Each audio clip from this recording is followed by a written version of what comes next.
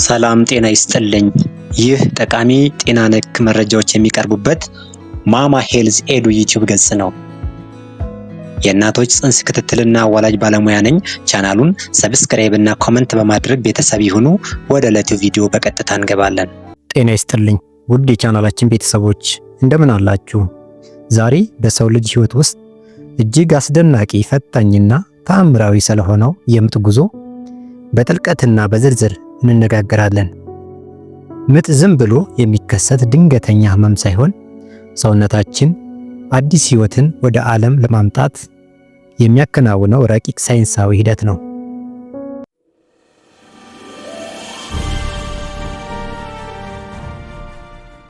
ብዙ እናቶች ምጥ ጀመረኝ ወይስ አልጀመረኝም በሚል ጭንቀት ውስጥ ሲሆኑ ይታያል። ዛሬ የህክምና ሳይንስ መመሪያዎችን መሰረት አድርገን ሐሰተኛ ምጥን ከእውነተኛው እንዴት እንለያለን፣ እንዲሁም እያንዳንዱ የምጥ ደረጃ በዝርዝር ምን ይመስላል የሚሉትን ነጥቦች በሚቀጥሉት ጥቂት ደቂቃዎች ውስጥ እናያለን።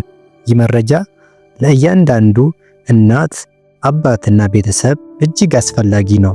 እስከ መጨረሻው አብራችሁን ቆዩ።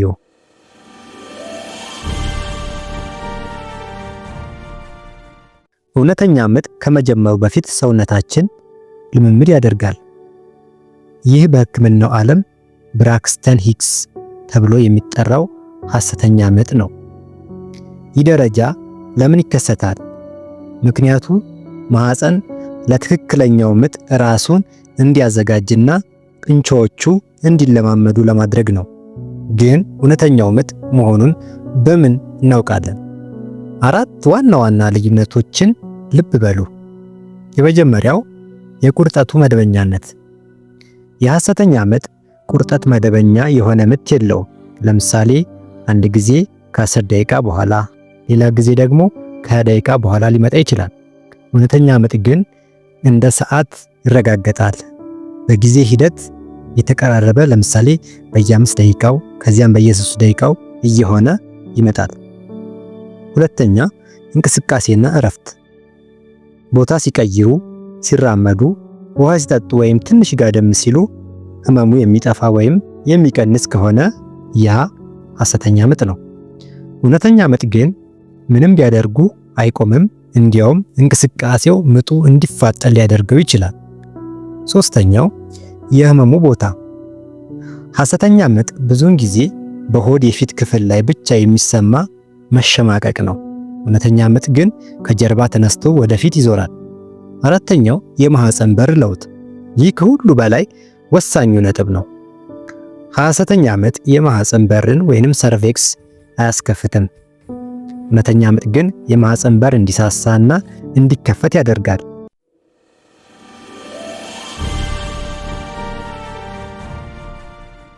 አሁን ወደ እውነተኛው ምጥ አንደኛ ደረጃ እንግባ።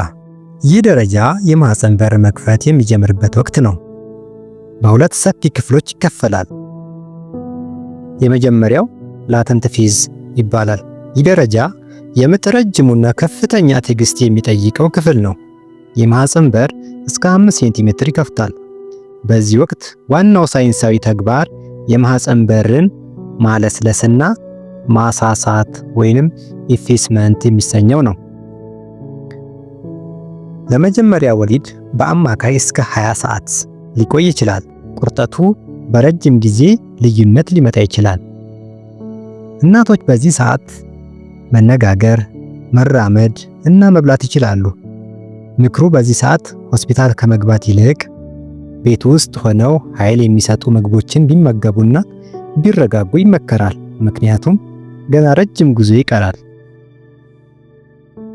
አንድ የማህፀን በር 5 ወይም 6 ሴንቲሜትር ላይ ከተደረሰ በኋላ ሂደቱ ወደ አክቲቭ ፌዝ ይቀየራል።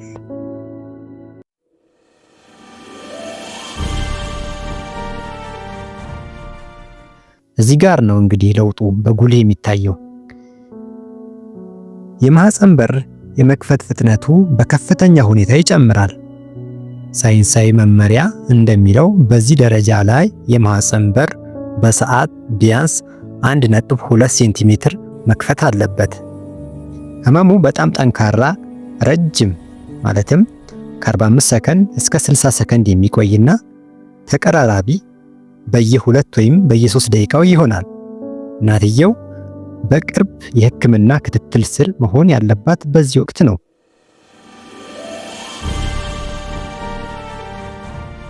ሽግግር ወይም ትራንዚሽን በአንደኛው ደረጃ መጨረሻ ላይ ወይም ትራንዚሽን የሚባል አጭር ጊዜ በጣም ጠንካራ ወቅት አለ። የማህፀን በር ከ8 ወደ 10 ሴንቲሜትር የሚሞላበት ሲሆን እናቶች ከፍተኛ የመግፋት ስሜት የሚሰማቸው እዚህ ጋር ነው።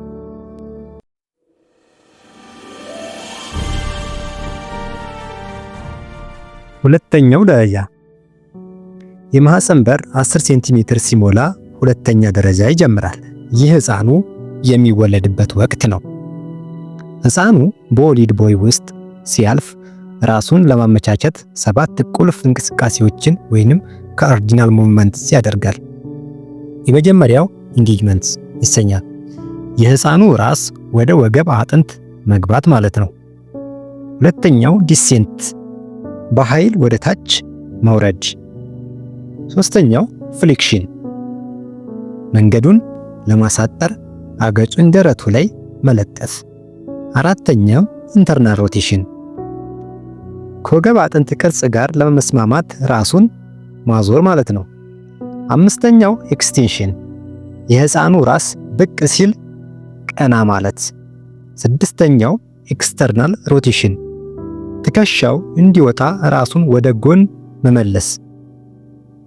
ሰባተኛውና የመጨረሻው ኤክስፒልሽን በመጨረሻም ሙሉ ሰውነቱ በሰላም ይወጣል። ይህ ቅጽበት ነው እንግዲህ የህይወት ትልቁ ተአምር።